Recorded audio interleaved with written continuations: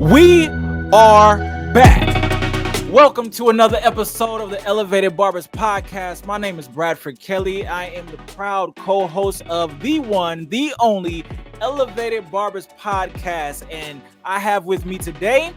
This is Delmar The Prvnce, co-host of the one and only Elevated Barbers Podcast. Let's start the show. The information that you're giving them is going to elevate them financially, mentally, emotionally, and going to rise and they're going to elevate. We are here trying to elevate barbers as they're elevating the industry. The one and only Elevated Barbers Podcast. Let's start the show. So today we are about to get into the purpose of Elevated Barbers Podcast. What are we trying to talk to you all about this season? What is our motive? What is our goal? What are we trying to help you to do so that you can elevate in your barbering business? This is one of the things that we're going to be talking about today. And we're going to go a little bit beneath the surface. We're going to go a little bit beneath the surface because for anybody that understands barbering or any form of business, you have to bring your person to the business. Am I right, Delmar? That's correct. You got to bring you to the business. The business is part of you. You are part of the business. You know, you and the business mirror each other. Exactly. So you gonna bring you wherever you go. Wherever you go. So when you come to your business as a barber, there are some things that we definitely need to learn how to face. We definitely need to learn how to control it, because if we don't control it, then it will control us.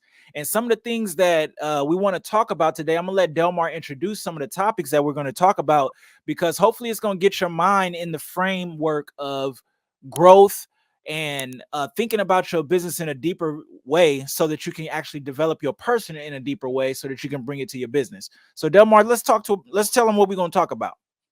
So today, guys, we are talking about how to overcome insecurities and complexes and building confidence in your business. All right, And let's not just skimmy over that. That was pretty big. So say that one more time. I said today, guys, we're talking about overcoming your insecurities, complexes, and building confidence in your business. All right, so let's not just move on past that and list off all the stuff we're going to talk about today. So Delmar, from your understanding, from your perspective, I want you to get real close to your mic and I want you to speak into it, so that we can kind of understand a little bit the depth of that type of question. That's pretty heavy, man. But speak to us about what you're thinking about when you think about complexes and getting confidence over those complexes, as well as insecurities, and then making sure that you become strong within. Definitely. So when I think about, complexes and insecurities, I think about a conversation that you and I recently had about a week or so ago, and how our fears, insecurities, and complexes that we might have grown up with, or just from living life, things that we might have done that, that's in the back of our mind constantly, it holds us back, and it stops us from reaching our potential. Yeah. I know I deal with that, just, growing up and, just going through life's experiences. And it's some of the things that I've been through. They still, to this day, because I haven't completely faced them, they still are in the back of my mind, and it limits me at times. And talking with you, you've said that to me before, that, you have a lot of potential. This is because we have a personal relationship. Yeah. That you have a lot of potential, but sometimes the things that you're constantly thinking about that's in the back of your head, or we get in our own way a lot of times, and we stop ourselves from reaching our potential. And one of the things that we can do is to face some of those complexes and insecurities. Just for an example, I remember we had a conversation a while back, and I told you I don't have the gift of teaching that you do. And you told me you do have the gift of teaching. You just got to remove yourself out the way. Yeah. And since then, I've had 2 teaching experiences, and they both went extremely well. And I feel like the first one, even though I was nervous, if I didn't do well, they wouldn't have asked me to come back. And the second time I got paid. The first time I just did it, just because I wanted to get the experience of teaching, because I haven't gone before Yeah. anybody and taught. But I've been cutting hair for 19 plus years. So, sometimes we overthink things like, man, I Yeah. got to do it this way, Absolutely. do it this way. And you want structure, right? Yeah. But this is something I've been doing for so long, it's second nature to me. So when I'm helping people, and that's something I genuinely like to do, I have a heart to help people. Yeah. So the second time around, I I had it all planned, Brad. Yeah. But guess what? The plan didn't go according to how I had it set up. I No had way. everybody, yeah. So I had everybody. It was 6 girls. I Okay. said, hey, look, this is the agenda. We all doing mid fades, no skin fade, just using the one guard and then fading up and then scissor cut the top, right? Yeah. So two of the girls had guys that wanted a ball fade. So I was like, okay, we were supposed to do this, but we're gonna make it work. Then Yeah. I had another one, his hair was completely long and he didn't want it faded, not even skin, not a one. So I had to do a two. Oh, So I'm like, all okay. right, we're gonna make it work. But once I got into the motion of just, trying to help them see the vision of fading and cutting hair and using techniques, and it's about um, using your skills. It's not about how fast you work, but how efficient you work. Yeah. Like it just all started coming natural to me. And the lady who owns the shop, she came in and paid me the next day, and she was like, 3 of the girls went home and cut their boyfriend's hair, and they've never done anything like that. So What? that was big ups to me, because I was like, okay, I must have did good. So, just doing that and getting myself out the way, it built my confidence to want to continue to teach or do mentorship even more.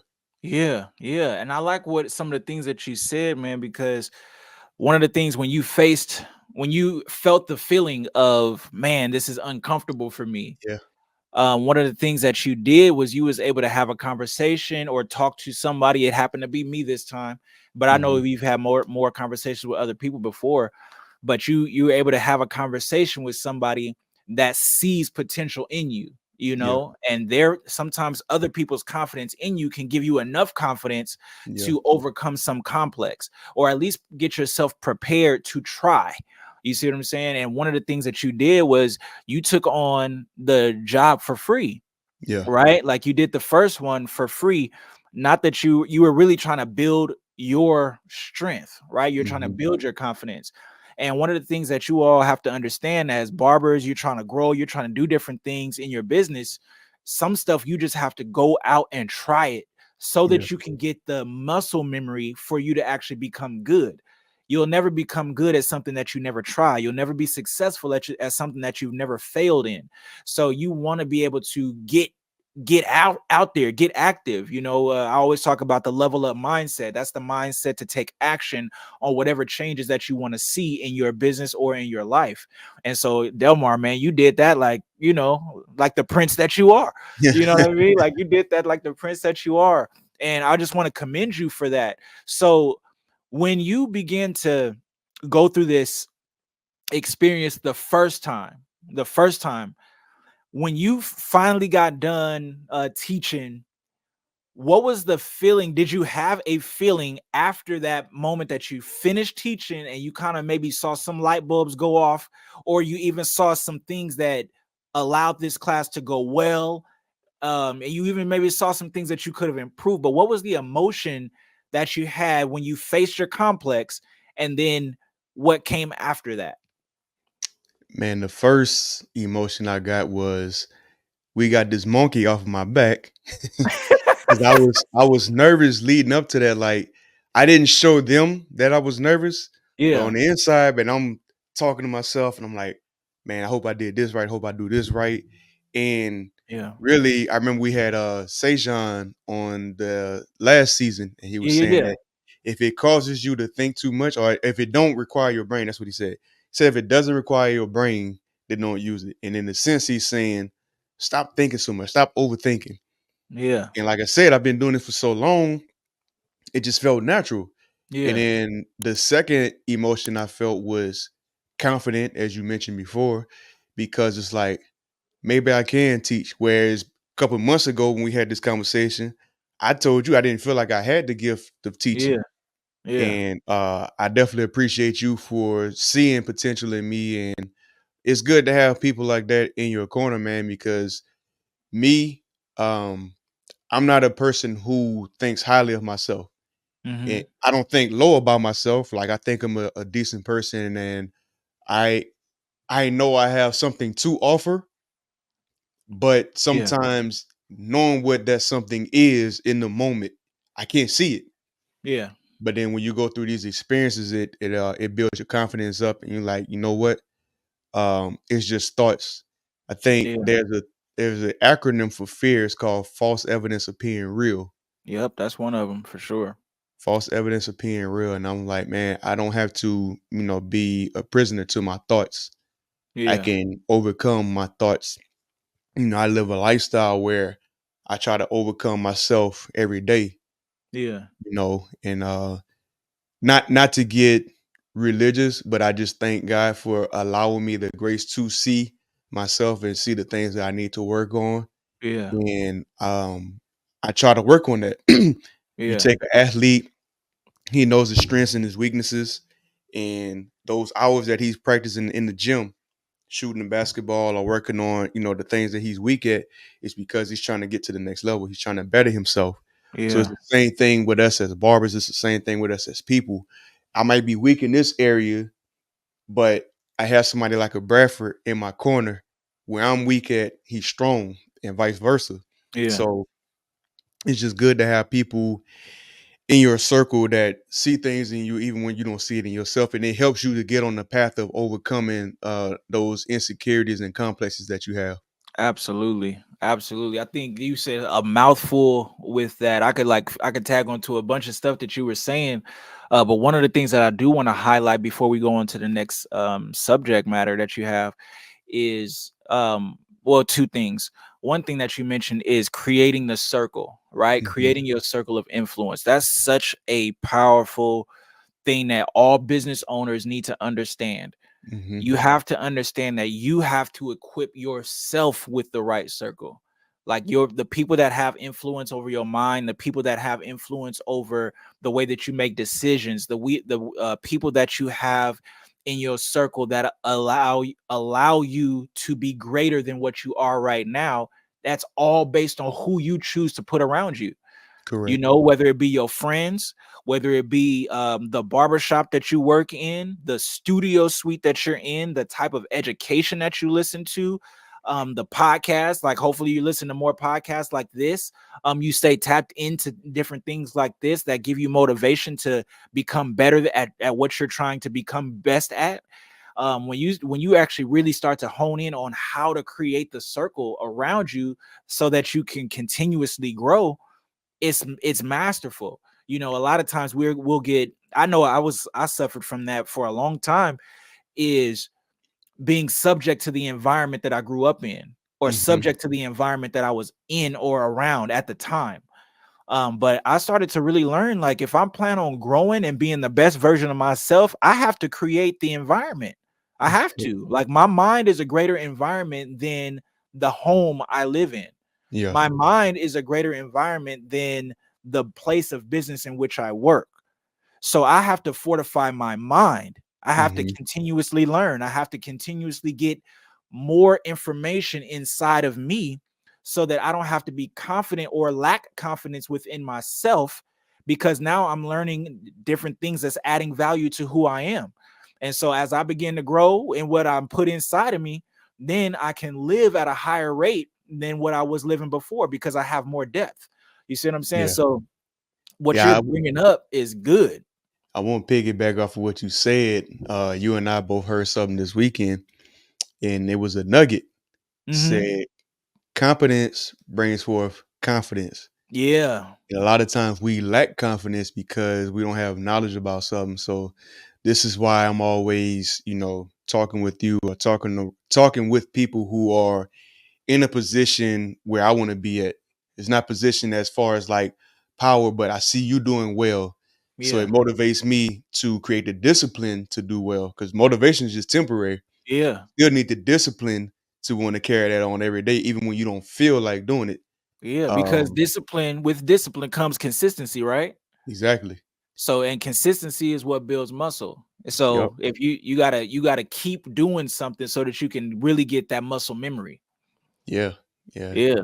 It's all about, you know, self-awareness, self-development, and just really educating ourselves, you And know. I'll say I'll add to that self accountability too. Yeah, Self definitely. awareness, what you say? What was the second one? I said self-awareness, or personal development, I should say, Yeah. and And then then self accountability. self-accountability. That was That's good. The three selves. Y'all yeah, need to get that. Write that down.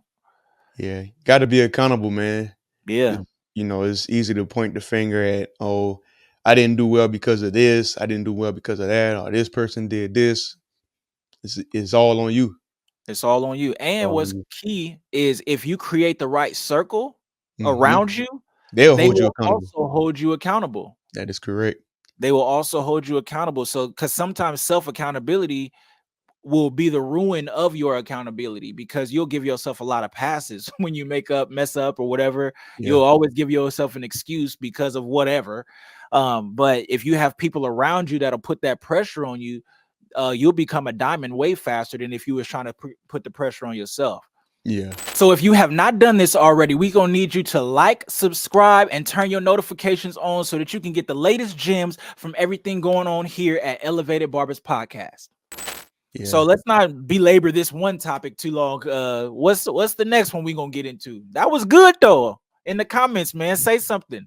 This is season 3. We living live. Go ahead. That's right. So the next one is turning weaknesses into strengths. How do we leverage our unique background for business success? That's a good one. You need to I'm gonna start let this you take that one. So leveraging your weaknesses for strength. And how do you what was the second part of that question? The second part of that question is how to leverage your unique background for business success. How to It's really leverage like, personal challenges or weaknesses from childhood can be transformed yeah. into strengths that differentiate a barber's business. So, like, some of the stories that we've had from just Yeah. life's experiences that help us in business. In business, because that's what we're talking about here. Elevated Barbers Podcast, we're focusing on the growth of your business. We're trying to be a platform that helps you grow your business. And this is one of those questions that cause you to kind of really think deep about your past and how it's impacted you.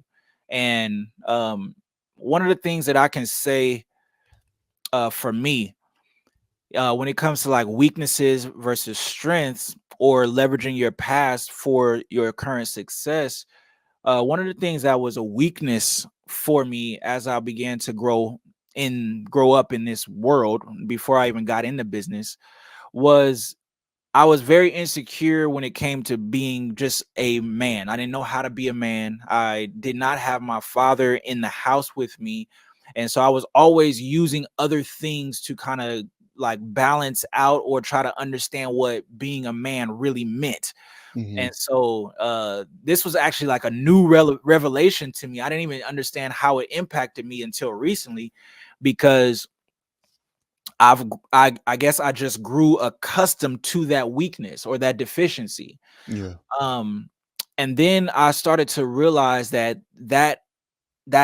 missing piece that I had in my life, I overcompensated by needing validation from a lot of people. Like I needed validation from a lot of people for me to move forward because Yeah. from what you understand about a father, like a father is actually really supposed to give you confidence. They're supposed to empower you. They're supposed to strengthen who you are as an individual so that when you go out towards the world and whatever, you don't need validation from outside sources. Well, I didn't have that in the house.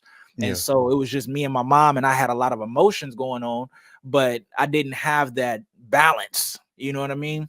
And so it really trickled into my business where I was very, very hesitant to move forward in different things that I felt would take my business further.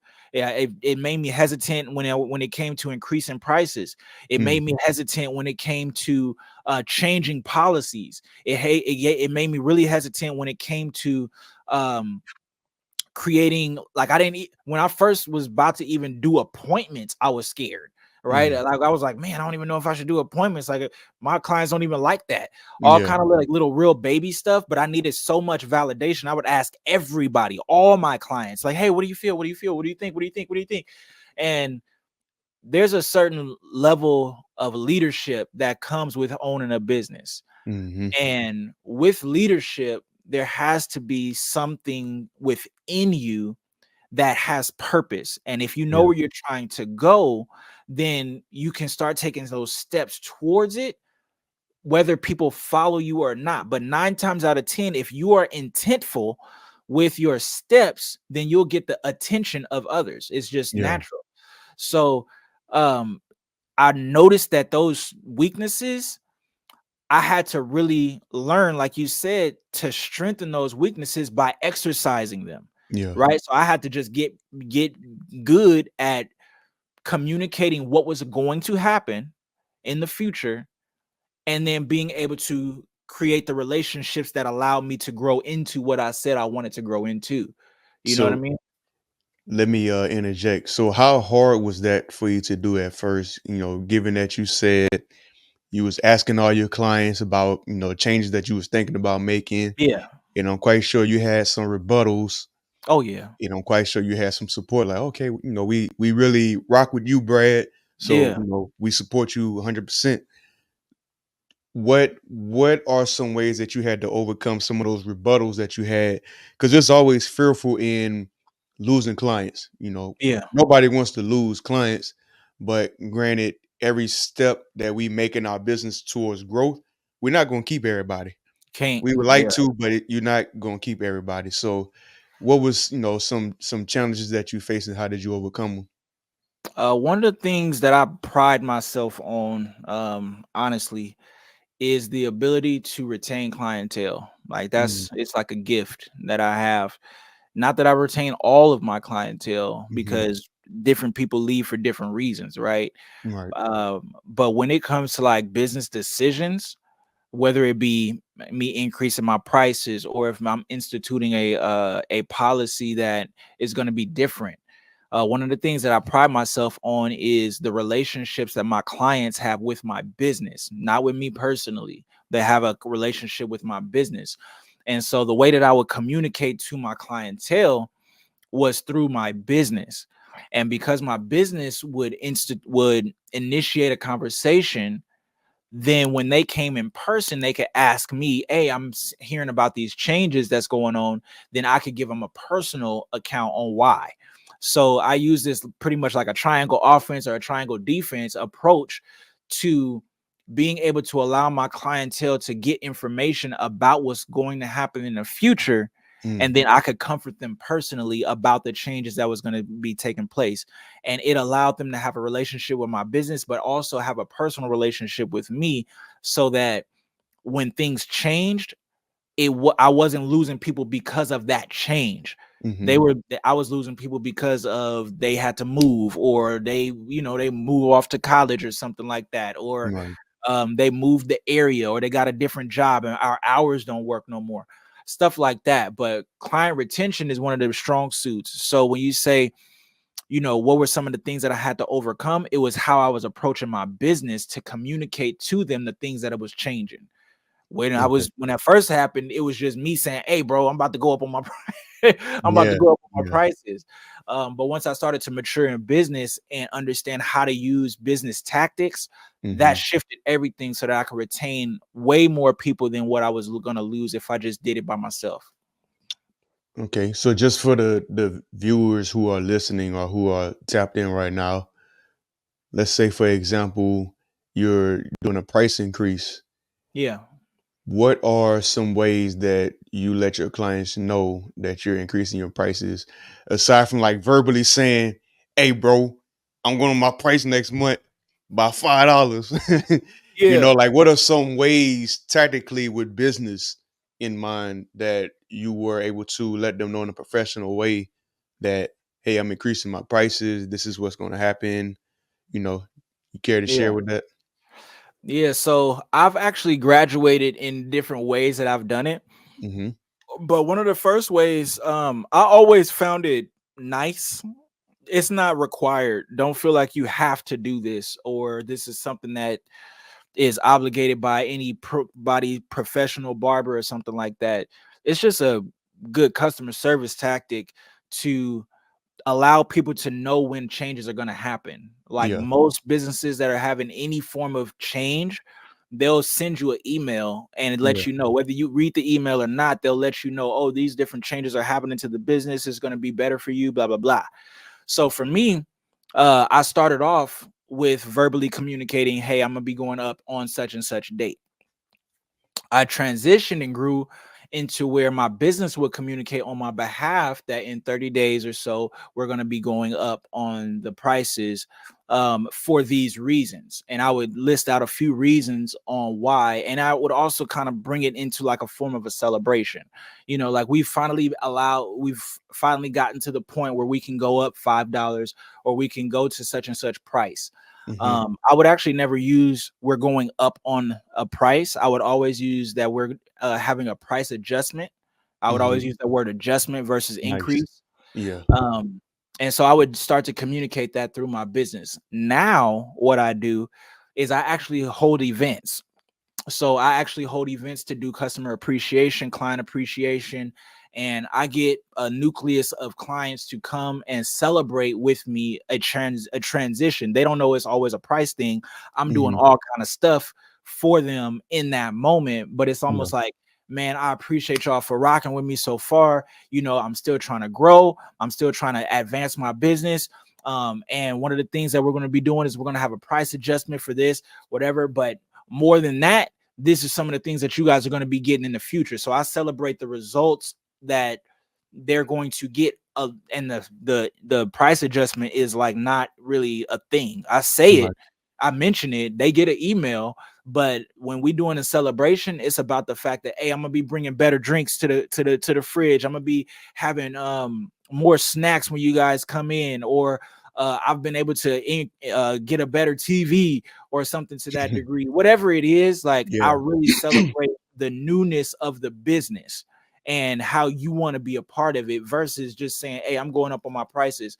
That was one of our biggest episodes that Yeah. went viral on YouTube. I mean, on Instagram, was when Ivan Zoo last season spoke about value Mm-hmm. versus and your price increase. Like, are you increasing your prices without increasing the value delivered?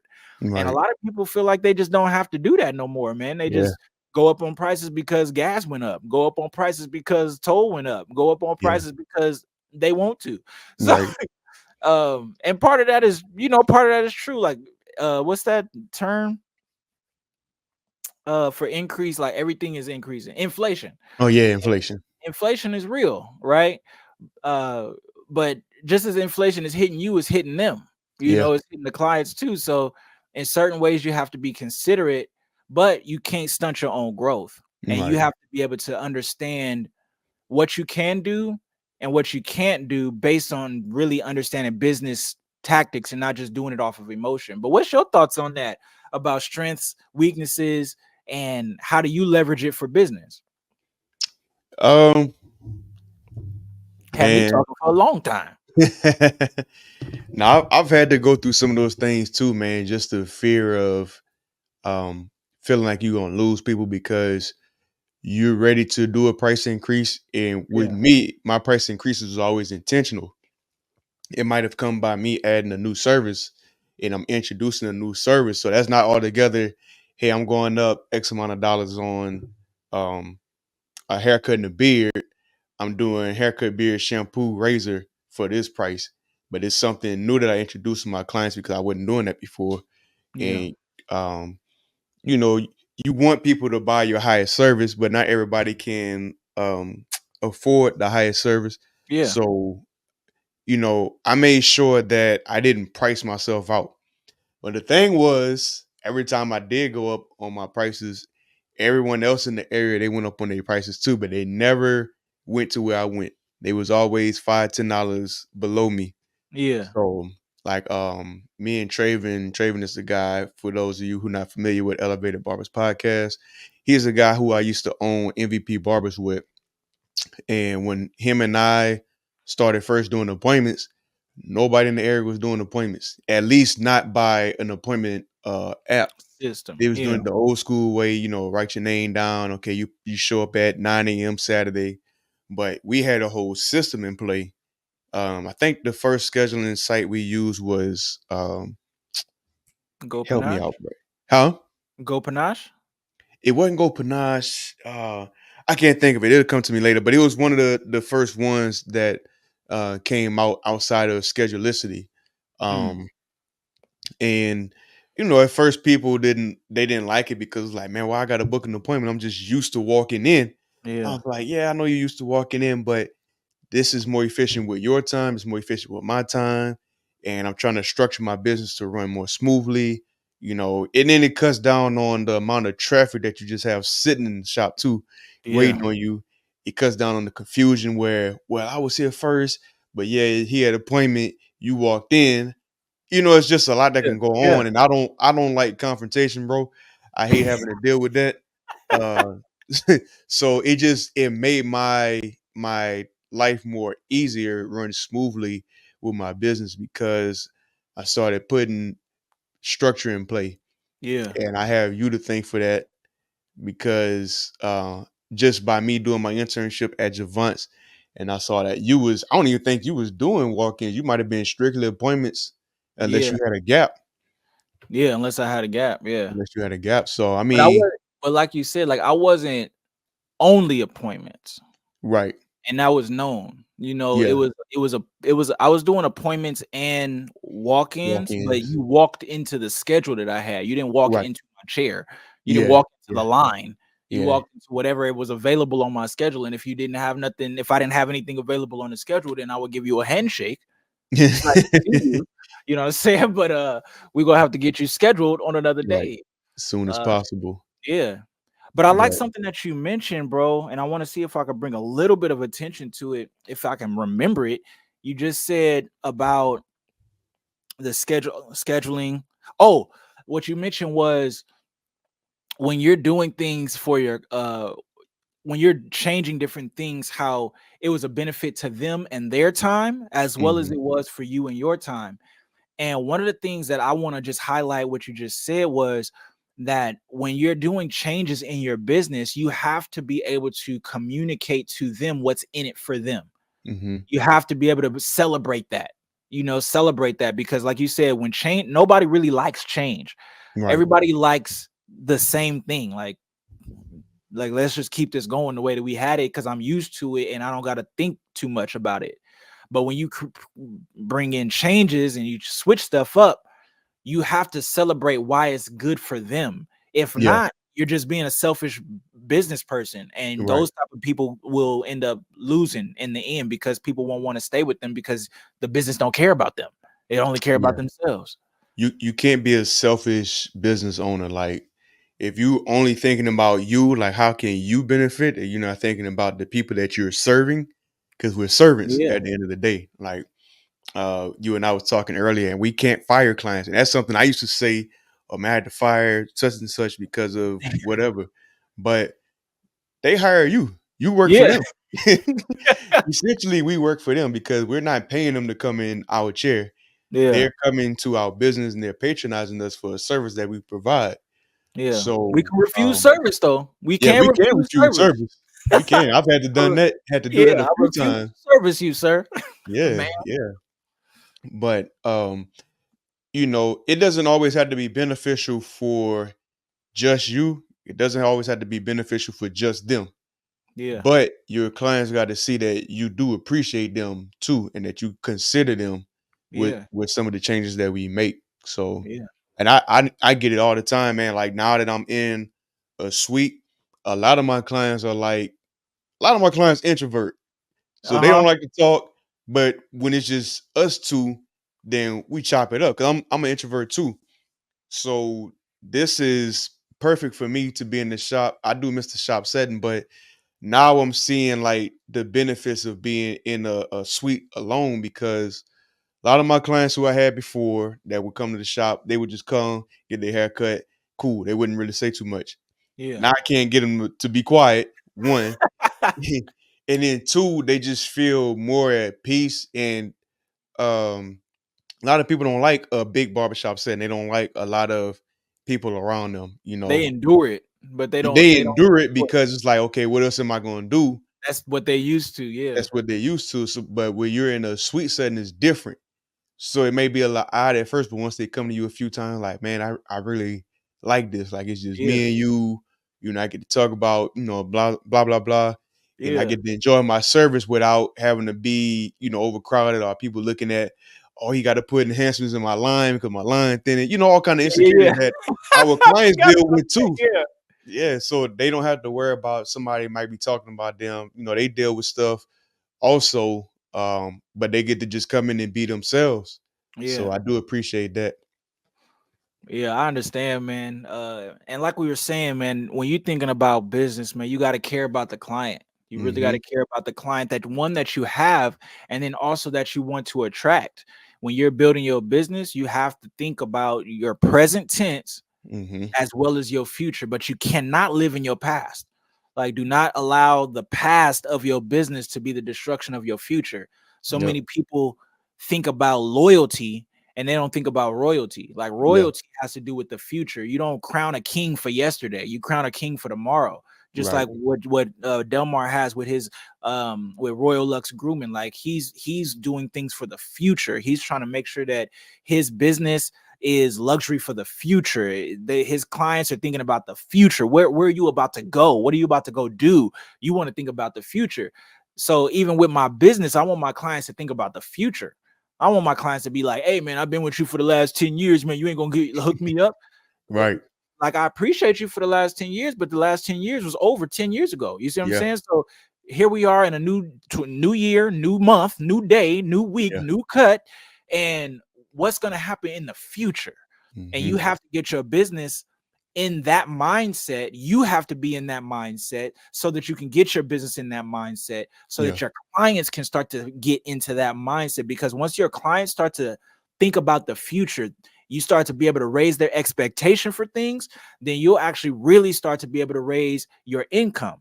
Because when they expect more and you achieve more, then Mm-hmm. you can bring in more from an income perspective, revenue perspective, and a profit perspective. So if you have not done this already, we're gonna need you to like, subscribe, and turn your notifications on so that you can get the latest gems from everything going on here at Elevated Barbers Podcast.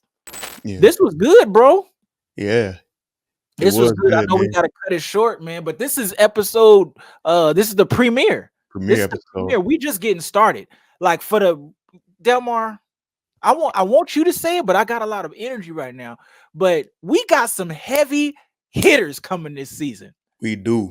We turning it up this season, y'all. Like, so Bradford and I had a chance to go to Jesse James, who was a host, who was a guest on our podcast In last season season. 2. Yeah. And he invited us out for the Barber Battle 5, I believe, in Yes. Tacoma, Washington. And Brad and I had a chance to. This was my first time meeting Jesse face to face, and then getting to see Nargis. And she Yeah. held it down during the event, man. Like, Yeah. bro, she did the podcast with us twice Yeah. while still DJing Yeah. on the stage. So Yeah. She was emceeing. She yeah, was counting down on her phone. Like, I gotta go in a couple minutes. she was multitasking. And then I know Brad had an encounter with Chris Bazio before, but this is my first time meeting him in person. I've been following Chris Bazio since about 2014 when he was on YouTube. And sometimes we look at the bigger barbers in our industry, right? Yeah. And you think, oh, they might have the big head, or they believe in their own hype, which is cool if you do. But I can say that Bazio was a genuine dude, man. Like, Yeah. with all the followers that he has on YouTube and all his social media, and, retired barber at, I believe, Bazio like 35-year-old millionaire barber Yeah.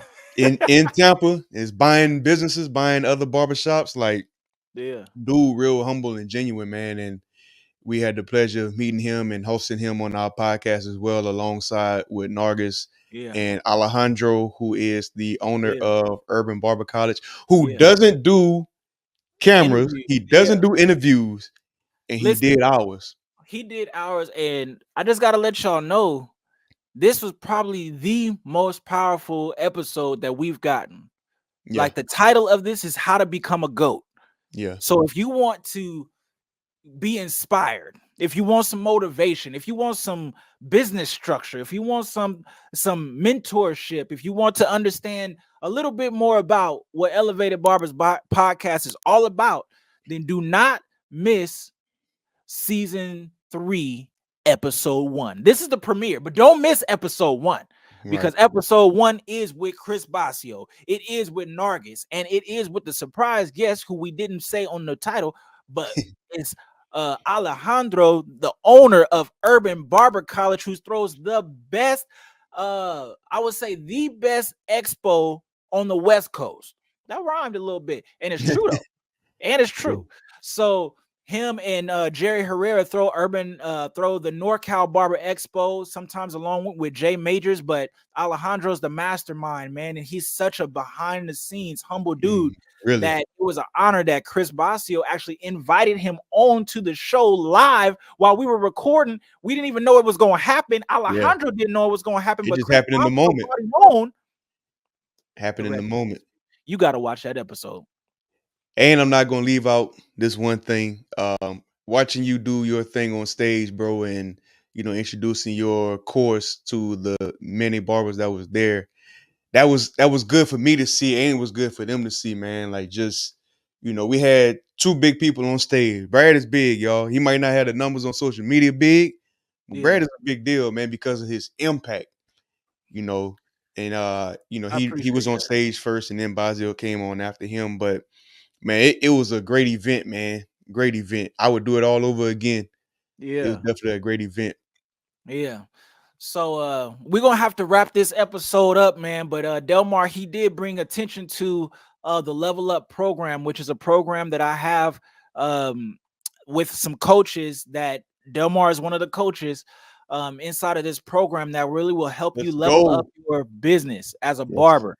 I focus on helping you to escape, avoid, and I help you to avoid, escape, and eliminate barber burnout from your future and from your business. So if you want to have a long-lasting business, you want to be in this industry for a while because you enjoy being in this industry, and you don't want to just fade off into the darkness or fall into the place where you just are existing and not growing anymore, or you get to the worst place of burnout ever, where you just quit because you feel like barbering is not for you. Well, hopefully this podcast and different things that a lot of people provide, especially myself as well as Delmar, hopefully you tap into the Level Up program. Come to the next free webinar that I'm having about avoiding barber burnout. If you come to the free webinar, you might get some insight on how to avoid it completely and just go on and be the greatest business owner of all time. So please tap in on that. That's on Mondays at a time near you. So just click the link and you'll be able to get into the next free webinar. I'm looking forward to it, bro. This has been another great episode. I'm glad we're kicking it off the right way. The right way, man. Premiere. And we got the Basio episode. Man, this season gonna be good, man. I can't wait. Heavy hitters, y'all. Like, for real. We got some heavy hitters. If y'all liked last season, and if you didn't even know about last season, you want to tap into season 3 because we coming official. We coming. So this is Delmar the Prince. I'm along Brad, with my co-host Brad, the business-minded barber. We out. We out. The information that you're giving them is going to elevate them financially, mentally, emotionally, and going to rise, and they're going to elevate. We are here trying to elevate barbers as they're elevating the industry. The one and only Elevated Barbers Podcast. Let's start the show.